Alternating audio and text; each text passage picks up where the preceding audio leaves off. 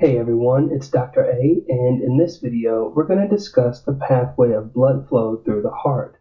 Essentially, this will give us an opportunity to understand how blood goes from being deoxygenated to oxygenated. So before we get started, let's make note of the fact that the view we have here of the heart is a frontal cross-section.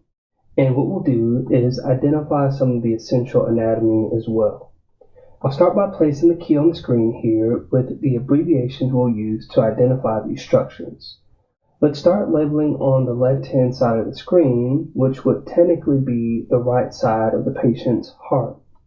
First, we have the right pulmonary arteries, followed by the right pulmonary veins, and we also have the superior vena cava and the inferior vena cava. Now, right at the top, we have the aorta. And if we look towards the bottom of the screen here, or bottom of the heart, we get to see that this is a pretty long structure going from the heart to the chest and the abdomen. So essentially, we're able to see that the aorta continues here just behind the heart. Looking at some of the more internal structures, we have the coronary sinus, the right atrium, along with the tricuspid valve, and the right ventricle. Going upwards, we also have the pulmonary semilunar valve. This leads us to the pulmonary trunk and the left pulmonary arteries and the left pulmonary veins.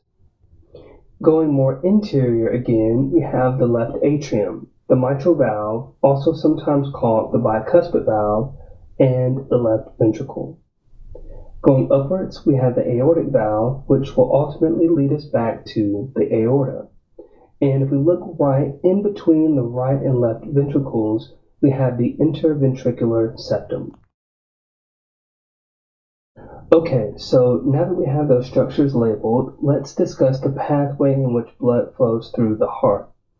First, let's imagine right before this step that we've just had oxygen-rich blood deposited into our body's tissues. Now that that's happened, we'll say that our blood is deoxygenated. So here's where we begin our description. This deoxygenated blood is going to flow through the superior vena cava, inferior vena cava, and the coronary sinus and collect in the right atrium.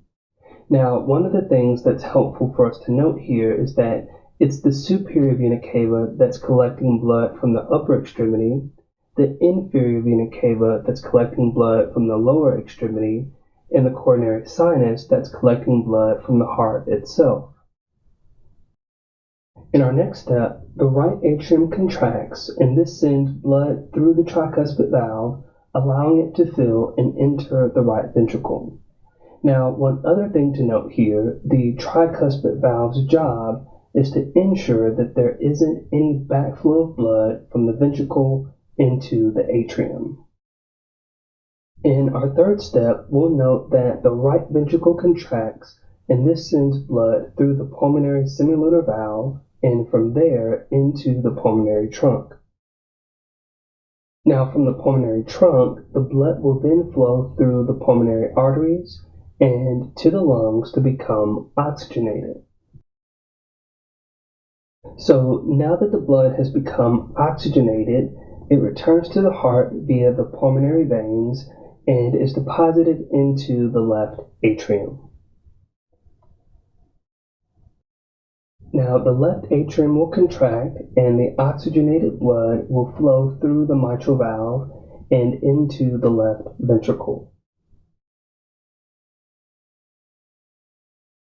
And in our final step here, the left ventricle contracts, which is the heart's strongest chamber, and it passes blood into the aortic valve. From here, this now oxygen-rich blood is dispersed throughout the body. Now, while we're here, allow me to make a quick note on this process.